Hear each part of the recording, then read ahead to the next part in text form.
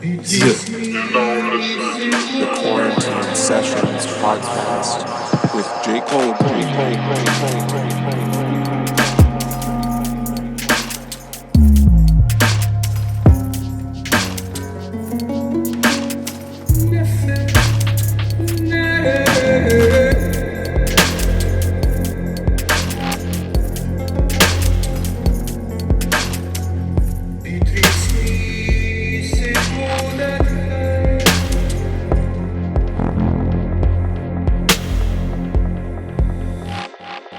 Hey Rufus, Hey Jake, how's it going, man? good man. Welcome. Thanks for coming on this live with me. Yeah, thanks for having me on. It's great to finally like properly chat to you, man. Yeah, absolutely. Yeah, I really appreciate the candlelit ambiance. Also, it's like Yeah, we're oh, sure to have a romantic conversation. But awesome. it makes me feel more relaxed just like looking at your face being all candlelit like that. Right? Yeah, you can see like the flickers of the fire on my face or something. I always like Totally, that man. meditation that people do where they just stare at fire for I don't know how long, Have you ever done that before? I did it a couple of times, and It's a really good liked one. it. Yeah. It's a really good one. Yeah, the candle meditation. Yeah, I remember when I first got into meditation and I was reading Be Here Now. And in Be Here Now, Ram Dass has this like spiritual cookbook where he talks about all the different meditation practices that you can engage in. And Mm, that was one of them. But he recommended waking up really, like you wake up in the middle of the night basically to do it. So it's like mhm, you wake up at like 3, 4 in the morning, you interrupt your sleep cycle, and then you light a candle, and basically right after waking up then you do this meditation where you just try to stare at the candle flame and put your full attention into that. And mm. it's a really trippy one. I think because of the ever sort of changing quality of the fire itself, it forces you to have to recommit your attention over and over and over again to it. Mm. Yeah, it makes sense. It's fascinating. Yeah. Yeah. Do you have some kind of like meditation practice, or do you have any regular spiritual practices that you engage in?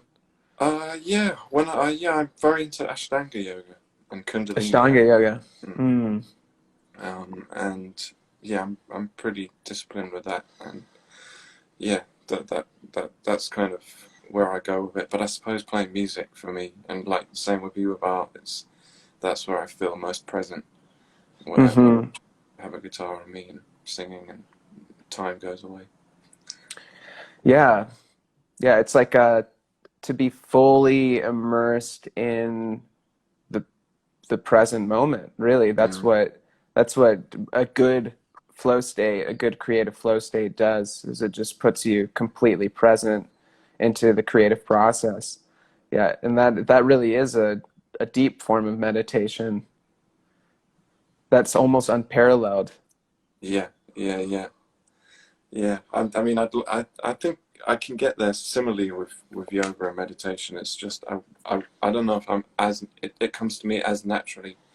There's something I guess because I started playing music so young, it just feels more natural somehow. But yeah, I love. I mean, I was very lucky when I was 17. I got to study with this guy called Danny Paradise, and he was like a real mentor for me. I did 6 weeks, and after that, I've just been kind of obsessed with yoga. And it's been beautiful seeing how it's all changed in the world, like how it's becoming much more mainstream. And I love that. It means I'm just learning from everyone now. Hmm. Yeah, I think it's a really good thing also. It shows a transition in cultural values too, because I think that so much of the culture that we're from in the West is about creating and about manifesting, wealth, and it's really materialistic. But Mm, the inclination towards yoga and Buddhism and meditation and mindfulness and even psychedelics and shamanism that's kind of emerged more greatly over the last 20 years or so shows that the culture is shifting somewhat towards valuing meditative states of consciousness and is actually considering that our state of consciousness might be as important, if not more important, than whatever's going on in our material reality. And I think that that balance is very important. You know, not to say that what exists in our material reality isn't also important, but Yeah. to at least consider that our state of consciousness is equally as important. And that's what all these practices like yoga and meditation and stuff tend to focus on. Yeah, yeah, yeah. No, I find it fascinating.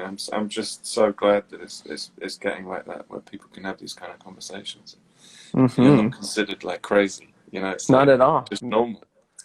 Yeah, in my friends group, it's like if you're not doing yoga, if you're not meditating, you're really weird. Like you're Yeah, you wouldn't be allowed to sit at the table if yeah, you're not engaged in some kind of regular spiritual practice. It'd be like your yeah. aura is a little crusty. You need to do some breath work. I can tell. You need a cleanse. You know what's funny is I was actually supposed to be in Bali for 2 weeks, but it all kicked in. I wasn't able. The lockdown kicked in just as I was about to go. Oh, So really? I No way. was kind of frustrated. I really wanted to come. I really wanted to check out what it was like over there. I think 'Cause, you'd love it. yeah, man. You were just gonna come for a kind of vacation. A yoga retreat with this guy called Felix Price. Oh, And beautiful. it's, and yeah, I was really excited about it. So it would have been like 2 weeks, 3 weeks. I would have been there. So I um, remember you guys were touring around Europe the same time I was there. I think I just missed you. You guys were playing in Berlin, maybe, I don't know, 2 weeks after oh I wow, so we left or just something missed like each other. that. Yeah, we Yeah, just missed each other. Did you have any tours lined up before the kind of lockdown situation that had to be canceled? yeah. It was supposed to be May till November. Pretty solidly touring. We would have had maybe a month off in total over that Hmm. period. So a lot to be rescheduled. And then, of course, they rescheduled it for the end of the year, and then they had to change that. So right now we're at January. We're going to pick up what we would have done in May to November, January till mid-June, something like that. Hmm. And how's that been adjusting for you? Have you been focusing more on your own music instead, or?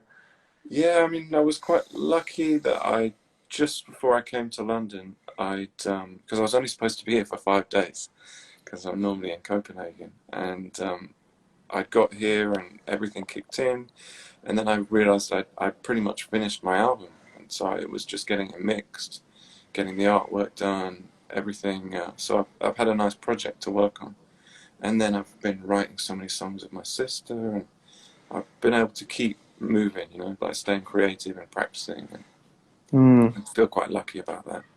So music's really in your family. Like your father was also a musician as well, right? That's right, he still is. Yeah, he's still Or, in the Sting band as well. So it's so like you family guys business. play together in the band. That's so Yeah, sweet. it's amazing, man. Such a special thing.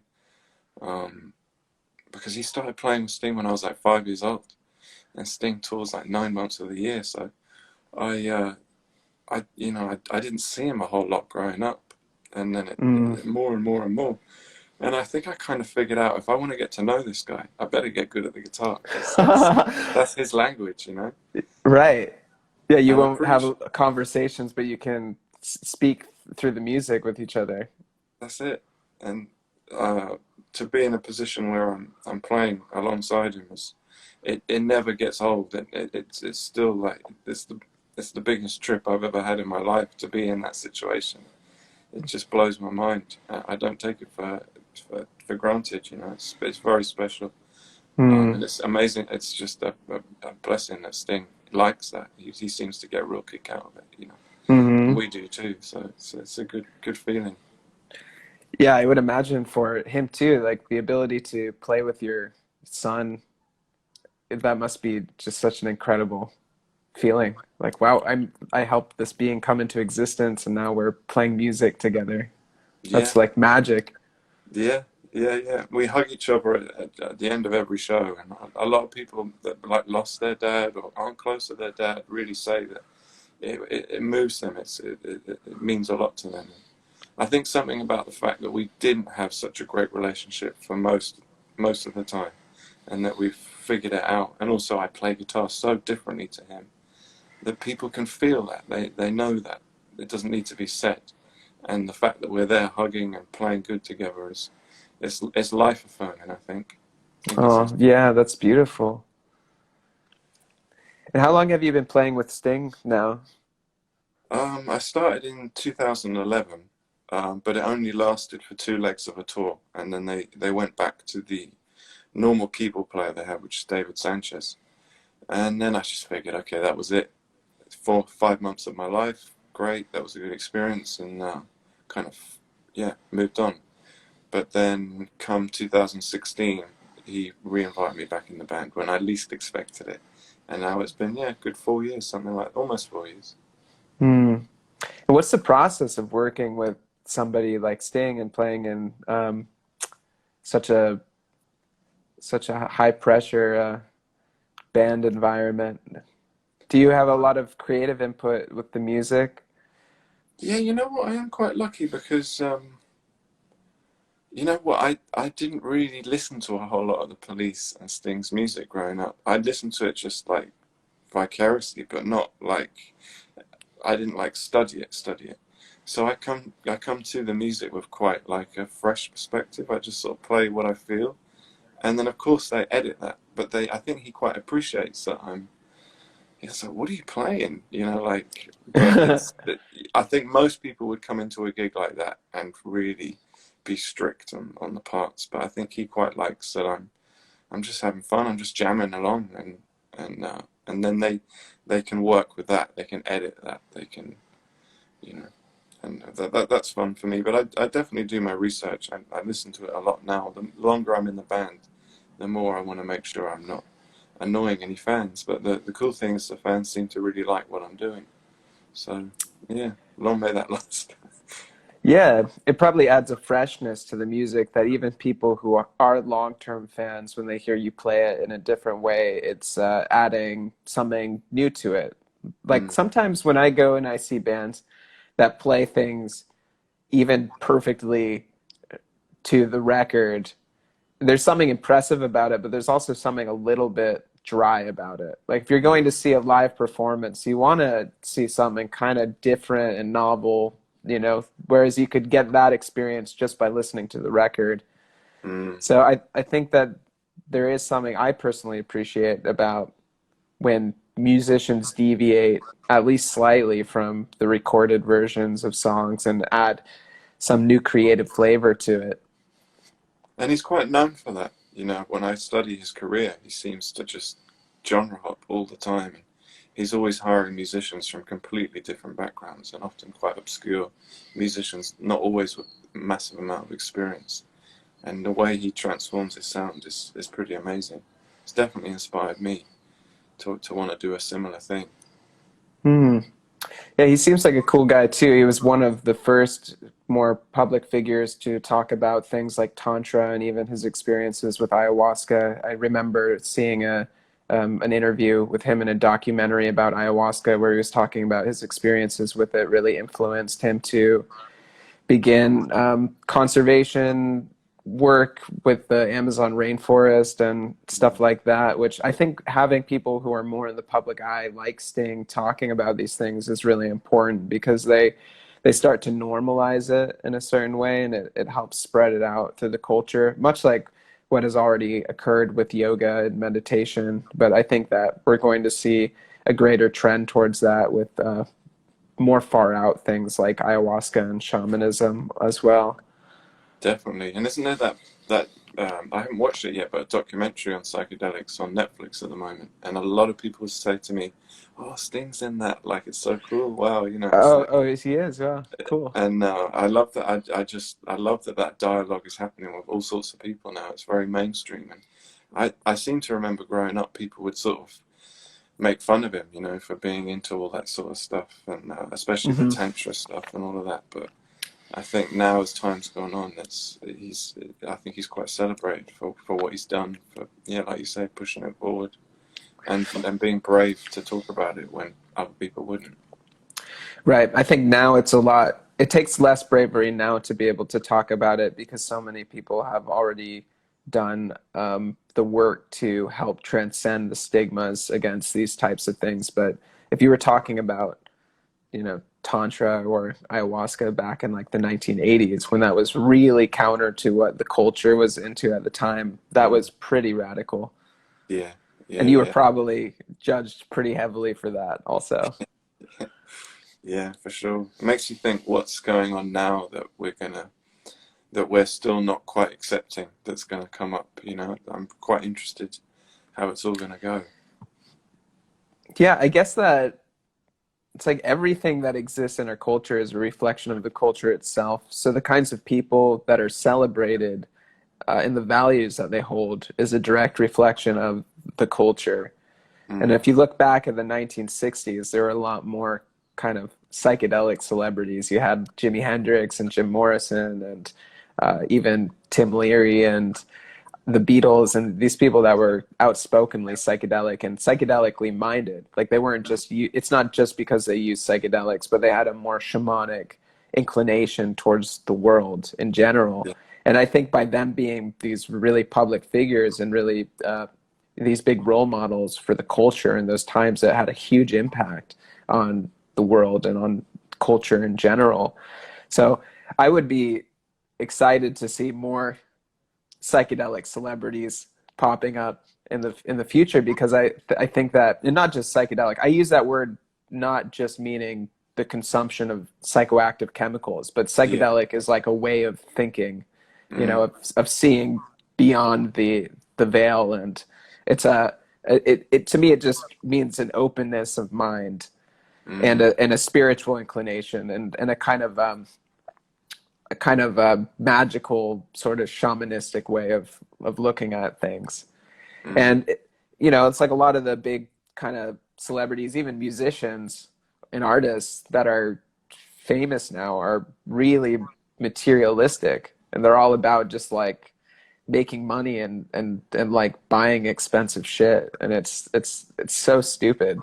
Yeah. So yeah, like it's amazing to think that back in the 1960s, like huge, like Carlos Santana was like a huge celebrity, and like Jimi Hendrix, and like those people and the kind of their values and their perspectives on the world are just so different than you know the like the Gucci Gang guy or like whatever, you know what I mean? The people that are like famous musicians now. Yeah. Yeah, yeah, it's true. No, I definitely try and gravitate more towards, yeah, these kind of outsider artists, the ones that are more interested in that kind of thing, for sure. Yeah, it's for me, it's incredibly healing especially like with your artwork, you know, when someone can put that experience into an image or into music, and people go, yeah, I get it, you know, and like they don't even need to try any substance. They get the experience. It's just, I love that. It's so life affirming. It makes me want to make art more and more. Mm. Yeah, I believe that too. I think that you don't necessarily even need to take a substance or have some kind of really high octane altered state experience. You can also experience it through people who have created works of art that reflect that. Mm. And even in shamanic cultures, it's not common that every person in a tribe would be using ayahuasca, for example. Generally, there's the shaman who uses ayahuasca, and they use it as a tool to kind of diagnose people's illnesses and to download information and to interact with cosmic forces and stuff like that. But it's not that everybody's taking it. It's only the shaman that's taking it. Mm. So in the same way, it's not necessary that the whole world is taking substances or having these altered state experiences, which can be arrived at through many different means, not just taking substances. Mm. It's more of the role of the artist to go into those spaces and to have those experiences, and then to pull that back and to create something from that then other people can experience. And it's like I actually had that experience when the first time I ever took mushrooms when I was like a teenager. I had already been Yeah, I grew up listening to the Beatles and stuff like that because my parents were really into the Beatles, and we used to watch the Yellow Submarine video, which is super psychedelic. And a lot of the music that they created, like the song "Tomorrow Never Knows" or "Strawberry Fields Forever," these, they reflected the psychedelic experience really accurately, or like early Pink Floyd or whatever stuff I had heard already, psychedelic music. And it was like, oh wow, like this is familiar because I've experienced it already through these works of art. Yeah, yeah, yeah, yeah. I totally relate to that. It's the same for me growing up, hearing that stuff, and you're like, what is this? Where's it coming from? You just know that it's not quite of this world. Yeah, and it therefore broadens the horizons of what is real and what is existent. And yeah, I think that that's like kind of that's sort of the mission, is to go to these kinds of other worlds and Mm, then to build bridges to them. mm, mm. I like that. That's a really good way of putting it. Yeah, and that's kind of what I guess that's what a work of art is like it's a bridge, or a work of visionary art or psychedelic art, or psychedelic music. It's like building a bridge to that psychedelic reality that then other people can experience through that work of art. Mm, mm. Yeah, that sounds just exactly like what I want to be doing. Yeah. I definitely want to, because it's true. Like some of the things I've experienced now, I really want to be able to share with people, but sometimes words just don't get there. And then I just love now that I can collect images like yourself, some of your art and music, and go, hey, listen to this. What do you feel when you hear this? And it's wild because it gets people so open to these like infinite possibilities, infinite realities, and I don't know, it fascinates me. I love sharing it. I love that dialogue. Mm. Yeah, thank you. And that fascinates me too, the infinite, just how I would say that I'm somebody who's explored my mind and consciousness and psyche a lot more than the average person. And even after doing it for many years, quite extensively through all the different methods and means, it's still infinite in what kinds of experiences I have. And I'm always surprised by what comes through with that. And there are people like Carl Jung or like even Tim Leary who did that for their entire lives, and it never got old. You Mm, never reach a point where you're like, okay, like I've explored consciousness and I'm done. It like never ceases to be fascinating because what exists within our minds collectively and what exists within each one of us is infinite. mm. Yeah, yeah, for sure, for sure.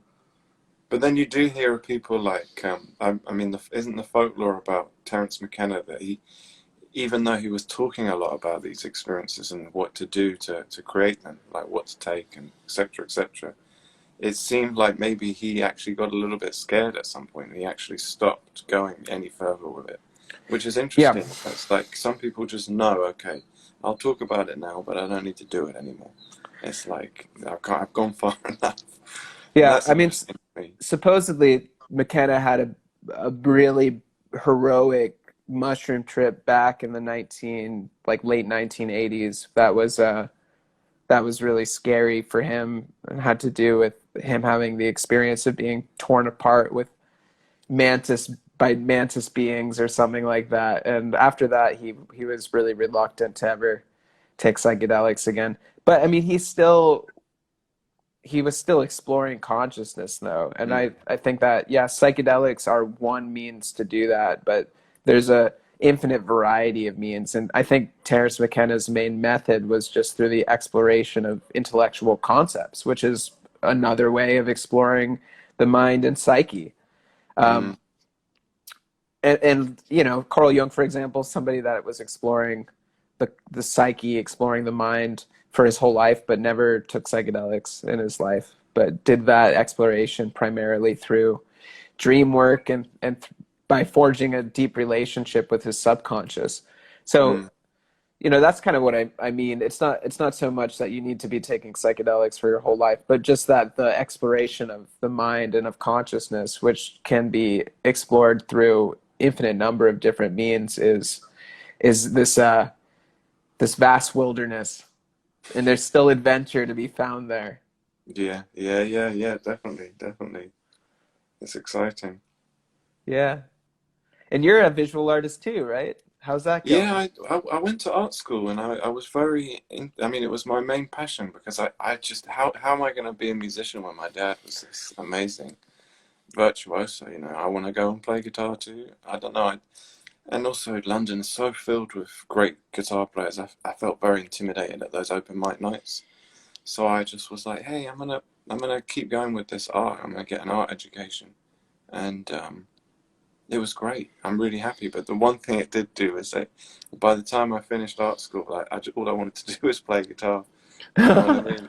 I think sometimes it's like that. I mean, when you, yeah, it's like I've met a lot of people that studied music, and at the end of studying music, they're like, I'm gonna do something else. But I really like how it informed my music practice because it was a very much a critical thinking, you know, type of a course, and um, very.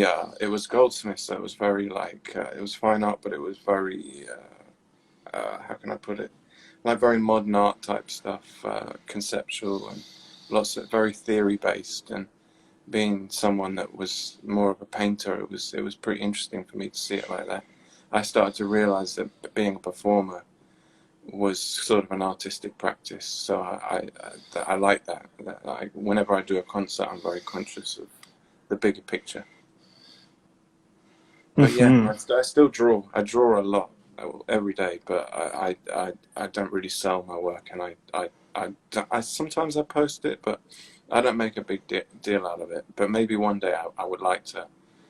You know, I remember you mentioning you could help me out with a few things. Definitely with the digital art, that would be something I'd like to pursue at some point. Sure. Yeah, well, I do have this online course about digital art that I could send to you. I'd love for you to check it out.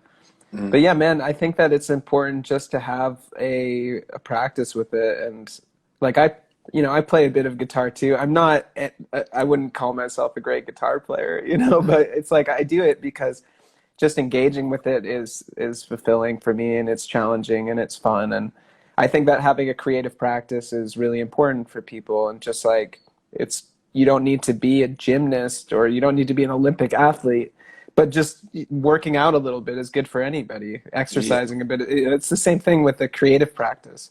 You don't have to be the greatest artist to have ever walked the face of the earth, and you don't need to challenge, Michelangelo's position. yeah.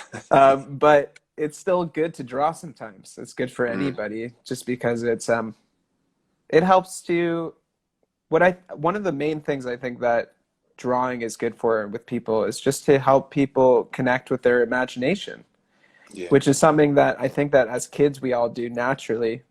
For whatever reason, kids have a much stronger capacity to connect more vividly with the imaginal realm than adults do, and then it gets trained out of us, and then we lose Mm. it. And I think that it's important. I think it's healthy to have a strong relationship with the imagination, and that it's also that's the root of creativity.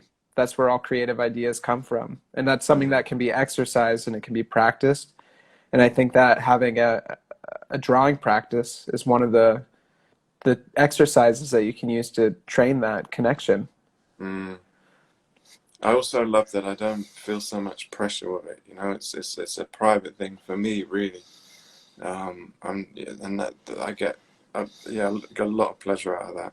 I can draw whatever I like. I can draw the same thing over and over and over again, and it doesn't matter. I don't need to put it out there, so to speak.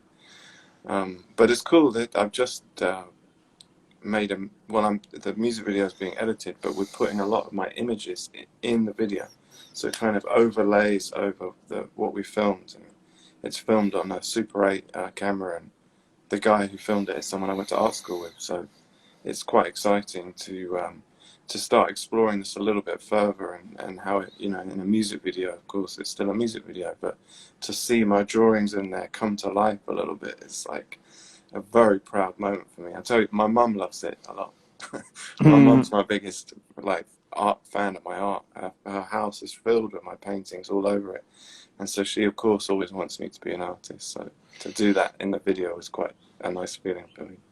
Oh, yeah, that's so important, man. And I think that you growing up in a supportive home with both of your, with your parents being fans of art and music and fostering creativity and living creative lifestyles is really important. Also, when I hear stories from friends who their parents weren't supportive of their art journey, that's really difficult. And I'm really blessed that my parents have also always been supportive. And my mom's not an artist at all, really, so whenever I create anything, it doesn't have to be anything really outstanding, but just to make anything, my mom's like, wow, how did Yeah. you do that? And she's a big fan of Sting too, so I told Oh her about really? this Oh, conversation. So she might be watching this. oh nice, nice. Oh, yeah, no, it's true. It's so lucky when your parents are supportive. I mean, I do feel really, really lucky. Although I think my mum didn't really expect me to be doing this job. But Yeah. yeah, no, I don't think so. But I think she like understands it much more now, like as time's gone on. But yeah, she's been amazing, and my dad too. Just I remember my mum saying, Why would you want to do anything else other than art and music? Like that's what you're good at, so just do that." Yeah, like yeah, which is wild, really. It sort of put me in a position where I kind of thought, oh, I have to do this. There's nothing else I can do. This is what I do. I Mm. don't know that many of my friends have had that, so I do feel very lucky about that. And she was an actress Hmm. growing up as well, so she totally got it. And when I went to art school, she got interested in having her own studio and doing ceramics, and so it's quite a nice artistic dialogue going on there. Mm. Yeah, I think that's one of the most important parts. Like, I do have friends that have become successful artists that come from families that weren't supportive of it. But a lot Mm, of the successful artists I know, they do all share that story of having a family system that supported it. A lot of the great artists that I know, their parents were also artists to some capacity and were interested in creative work and stuff like that. And like my dad, for example, he studied art when he was in college, but he didn't really believe in himself enough to go the distance to become mm, a professional artist. He kind of got discouraged with it and didn't really have the proper mentors or teachers to help him learn how to do it. So he kind of quit at a certain point, but he still loves art. And when I was a little kid, I used to go to museums with my parents, and my dad was really passionate about like impressionist painting and stuff like that, and would tell me about it at the museums and stuff like that. So I think that was important for me, and it also has helped me because he he wanted to be a painter. He's always been really encouraging of me just pursuing that fully, because it's almost like an unlived dream that he had. yeah, yeah, yeah, for sure, right? Yeah, it's interesting that, isn't it? How people's dreams can kind of be transferred to their children, and the children are really up for taking it on.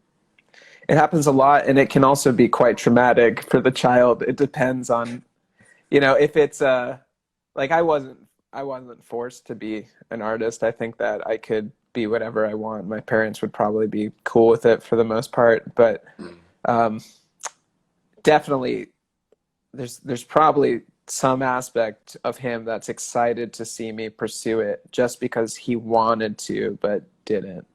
yeah, yeah, yeah, yeah, definitely. So does he make art now? Is he still? Have you inspired him? Does he do any of your courses or anything like that? I've tried to encourage him. He doesn't. My dad writes though. He wrote a book, and but he's a therapist, and that's what he does most of the time. And when we Um, talk about his creative work, like writing, I'm always encouraging him to do more, because I remember when he was writing his first book, it was like one of the happiest times I ever saw him, and he was so engaged in it. And I know how that feels when you're really excited about a creative project. And mm, so I try to encourage him to write more, and he's like, yeah, I'm going to do it. I have these ideas, but sometimes starting is just, that's the hardest thing, you know, like facing the resistance to actually sitting down and doing it. There's so many excuses about we don't have time or it's not important or whatever it is.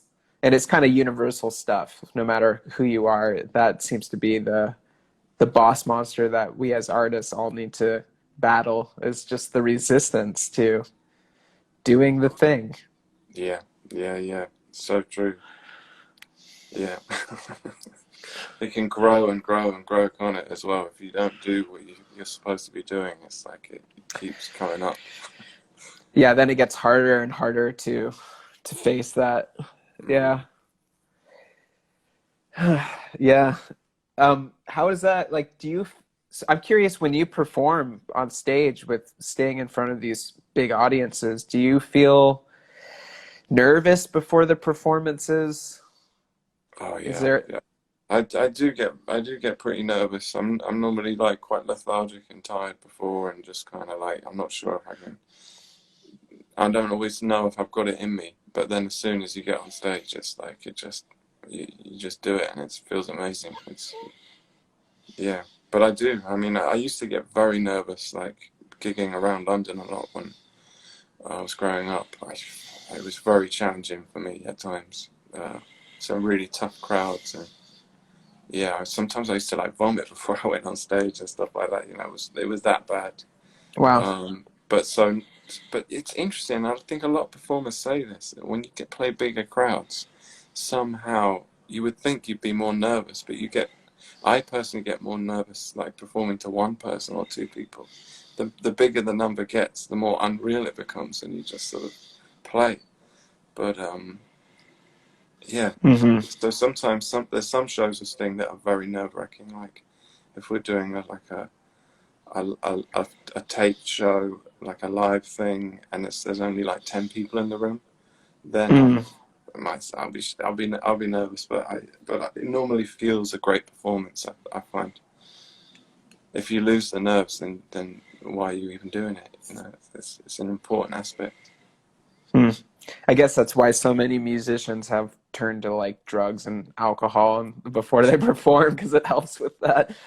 But Yeah. yeah, maybe it's like if a really large crowd, it just kind of, you don't really see it as being people, you know, it just kind of Mm. like congeals together into this mob thing, and like the bright lights, and you can't even see people and stuff.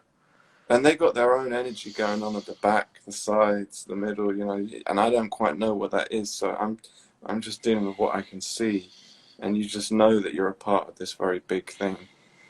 Hmm. Um, but yeah, some shows I would definitely notice like a very like it's like this powerful energy, like this wave of emotion, and you're just trying not to get in the way of that. You're just trying to allow the song to come to life, and just make sure that you don't mess up. You just keep the flow going. You keep it, everyone, this feeling of oneness.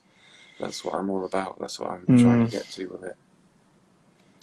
I think the position of a musician in a band in some ways is more humble than that of a visual artist, just because it's more solitary if you're a painter, you know. I mean, Mm. painters do collaborate, and there are also amazing groups of painters that collaborate together almost like a band. But for the most part, a painter is just alone in their studio. They have full creative control. Mm. And so that necessity of having to kind of surrender your creative voice to trying to be heard among these other voices equally, which is what happens in a band, is totally different. I like the code of Sting's band, and I think this is a code for most professional musicians in big bands is, or even small bands is, you've got to make the other person sound good. If you make them sound good, if you focus on making your bandmates sound great, then that's when you're going to sound great too. And Mm. that's a very kind of like Zen way of looking at it. I really like that. Somehow it makes me feel like how can I put it? Yeah, it's just what you give is what you receive. This kind of thing. Cool.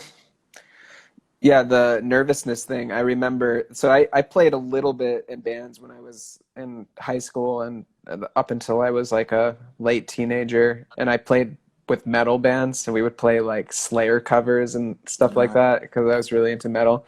But there was one time we got a gig at this place called the DNA Lounge in San Mm-hmm. Francisco, which was at the time the largest venue I'd ever played at. And it's a venue that has a lot of popular, or I guess not popular, but like sort of more well-known metal bands come and play there and stuff. And I was so nervous before the show that yeah, I totally like threw up before the show, even though it was just like the DNA Lounge, and it's like, Mm. like our parents were there. We were like kids. It wasn't like a big deal, but yeah, it's there. It's so.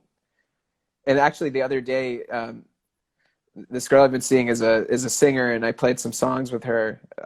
Like I performed guitar for her, like accompanied her on some songs because she doesn't really play instruments. She's just a talented singer, and yeah, getting on stage to do that with her was like so challenging for me. Like it's so much more nerve-wracking than doing this. Like I could speak in front of a crowd like a lot Mm. more easily than playing music in front of a crowd, and whatever that is, I have a significantly higher resistance to playing music on a stage in front of people than I would painting in front of, I've painted on stage in front of thousands of people, Mm. and I don't get nervous doing that.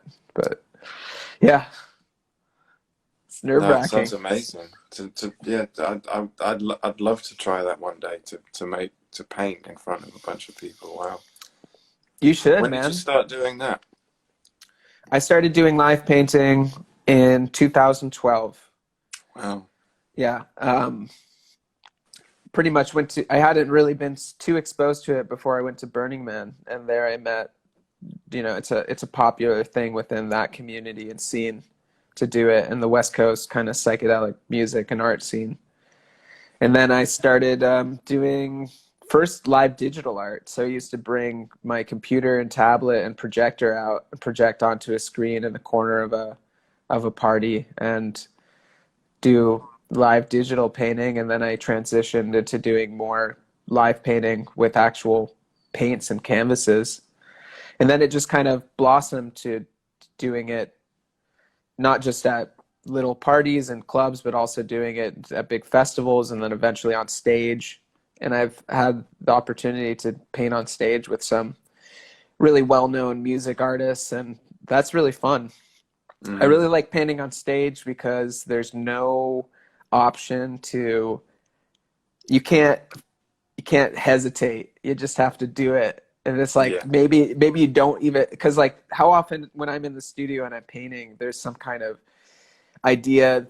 I'm working on something and I don't quite have the idea, so I'll stop and I'll hesitate and I'll think about it. But when you're on stage painting in front of a lot of people, you can't do that. You just have to make the next brushstroke, and that becomes whatever it becomes.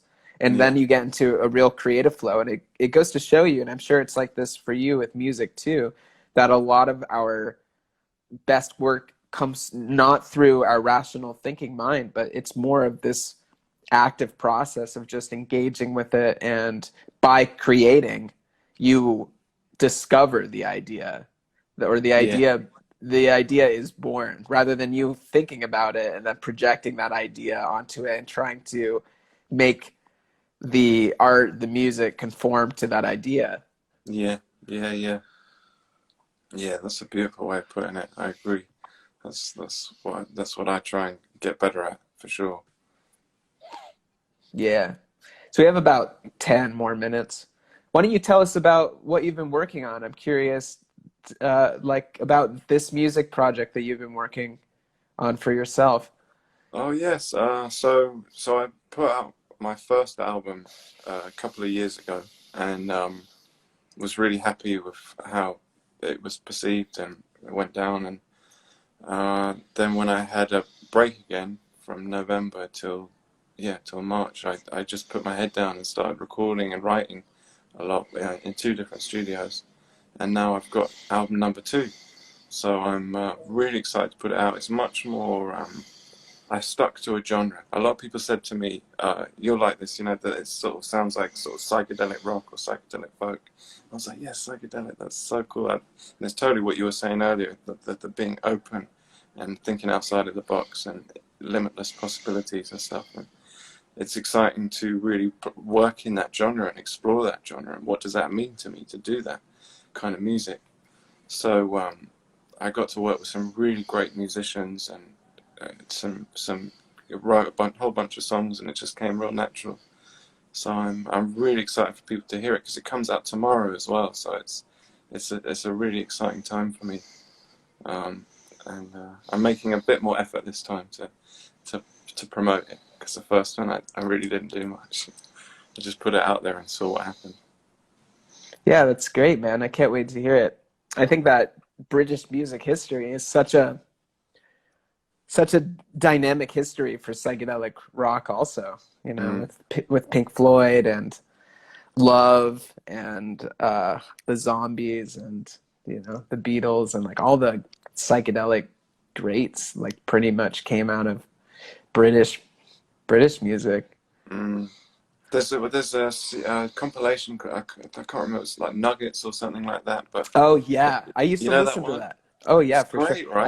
I used to be really into 1960s obscure psychedelic pop and rock. There's something about it that's so nice. Um, but yeah, yeah, the Zombie is really amazing. That album, Odyssey and Oracle. I don't know if you're that Yeah, familiar I with it, love but that album too. it's an incredible album. Yeah, and Mm. there's a lot of really obscure ones that yeah. Yeah, I used to listen to a lot of that kind of music back when I first got into kind of psychedelic music. Good stuff. Yeah, but what's interesting is I'm like a huge extreme metal fan. Extreme. So Really? when you're chatting to Mark from Suicide Silence and stuff like that, I'm like, yeah, you know, because that's really what I listen to a Do lot. you listen to Suicide Silence? The first album and the second album a lot. Yeah, I mean, all of it's Hmm, great, but I really connected with those. I think they really, well, they kickstarted a whole genre, didn't they? Which is huge now. for sure. So yeah, I've got a massive admiration for those guys. It's I grew up with a lot of people playing that kind of music, and I'm still kind of connected to those scenes. But I just don't play it. I just Hmm. listen to it. But it's just funny how yeah, my music's actually quite soft and a bit more relaxing. But Yeah. I'm obsessed with it. I just love anything like dark and heavy and intense and extreme. Sign me up. I need to know about it. Me too. I still listen to a lot of that sort of stuff. And it's funny because I'll be like driving my scooter around Bali and listening to like really intense, either like metal, or I listen to really intense kind of like dubstep sort of Mm, electronic music stuff too. And then my mm. headphones will die or something. And then it's just like peaceful, like bird sounds. And it's like, oh, there's a sunset. And it's like, sometimes I find it amusing the kind of energetic state that I put myself in. But I Yeah. used to be really obsessed with Opeth. You know, Opeth were kind Oh of like yeah, yeah, my yeah. favorite metal band. And it sounds like you're kind of the opposite because you're making this really like peaceful music, but you're listening to metal. And for him, he was making this really heavy metal, but he was listening to like, you know, the Nuggets compilations or the Zombies. Was I found out about the Zombies through Opeth, Oh really? which is Wow. funny, but huge influence on Michael Okerfeld, the guitarist from Opeth. Mm, So yeah, inspiration comes in a variety of forms, and mm, often the inspiration that an artist gains doesn't directly reflect the work that they create. You know, like I yeah. don't necessarily look at other psychedelic artists for inspiration in Mm, my work. You know, a lot of the stuff that I'm really into in terms of visual art, I really like art that kind of teeters this line between abstract and representational. It's like people that are really good, have really good technique to be able to portray stuff really realistically, but mm, either it's like the realistic aspects are breaking apart into the more abstract components of painting, like letting the paint just look like paint and stuff like that. And it reminds me of that moment when you're first waking up out of a dream where you're kind of still able to perceive the dream, but you're coming back into this reality at the same time. It's like two different planes of consciousness at once. It's almost Mm, what that type of artwork makes me think of. But it's very different than the art that I make, you know. mm, But yet that's the kind of stuff that I enjoy looking at. And if I were to collect art and put on my walls, it'd probably be stuff that looks like that. So yeah, it's the inspiration that we take doesn't necessarily have to be exactly the same as the kind of art or music that we make.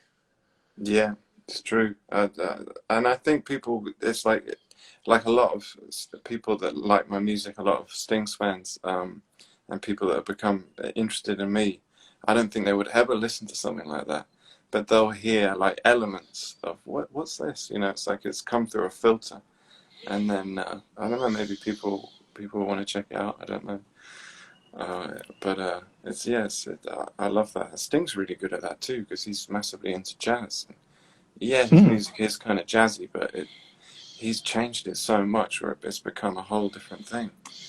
Um, that's interesting, you know, and also how he's brought a whole like the pop world got exposed to this jazz through his music. He made it palatable for the masses. Um, I love that. I love that about musicians when they can do that. And I think it's the Hmm. same with your artwork. You know, you're opening people up to a whole world of stuff that yeah they might not have found otherwise. It's like the gateway. You know, some artists can do that, and I think that's like the best thing if you can do that. You can Hmm. bring in these people from all different backgrounds and get them into something. It's the one. Like being a gatekeeper, yeah.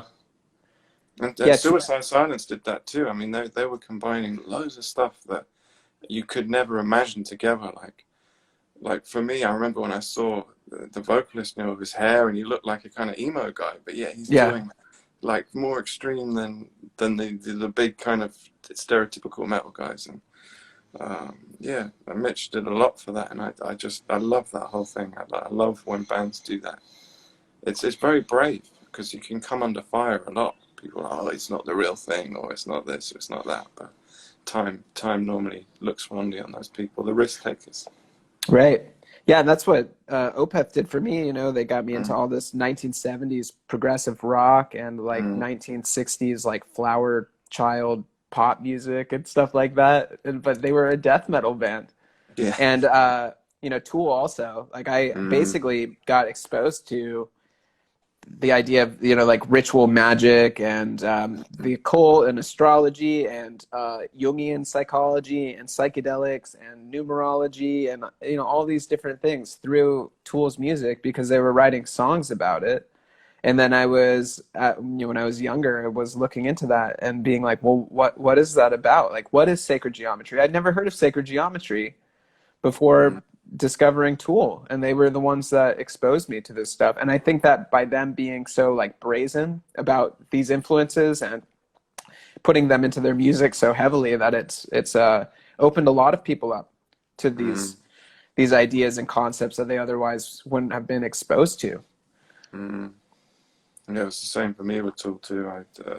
All those things I would never have known. Like I don't know, it would have taken me a lot longer, I think, to figure it out, or the Hmm. whole world to figure it out. The whole world. I agree. I think that it's like a collective summoning. You know, they're because they're such a big band, they have such a huge platform to broadcast these ideas out, and they do it in a masterful way also, like a very tasteful, artistic and refined way, you know. But yeah, that is the power of the artist to be able to interject new ideas into the collective consciousness and to turn people on to new perspectives. Mm, totally agree. Cool, man. We only have a few minutes left, you know, and I kind of want to end this before we get cut off.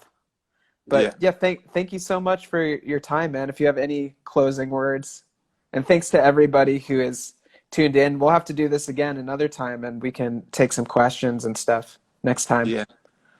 Yeah, some really nice comments coming up. It's really sweet. So, yeah, I'm really happy we got to do this. Very surreal for me. It's funny you mentioned the candle meditation, waking up in the middle of the night. That's exactly what I've done.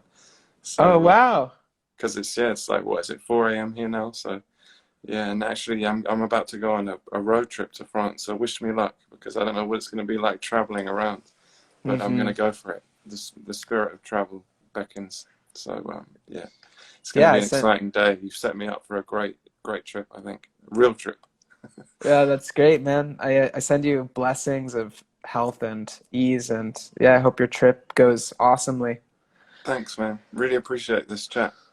Absolutely, man. Thanks for coming on this live with me, and thanks again for everybody who listened. Much love to all of you, and chat soon, bro. I'll Yeah, see you speak soon. soon, man. Bye.